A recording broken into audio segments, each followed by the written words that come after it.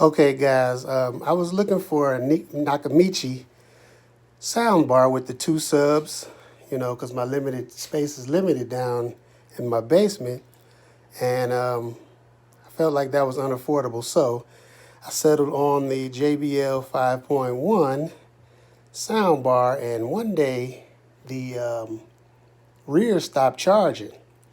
So I figured, hey, I really like this one, so I'll just buy another.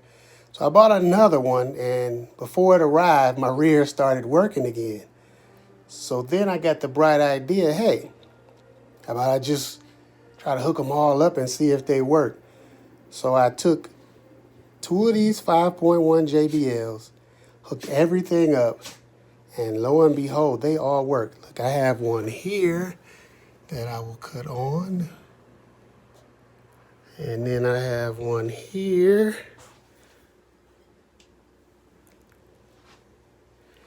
And here.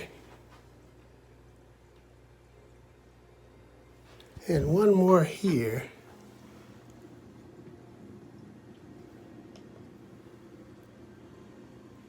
And I also have these wireless kit that I bought from Best Buy.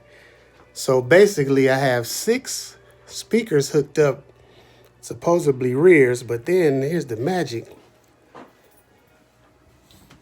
1 sub, 2 sub, all hooked up to this same soundbar. And guys, it works. Every speaker works. Everything works.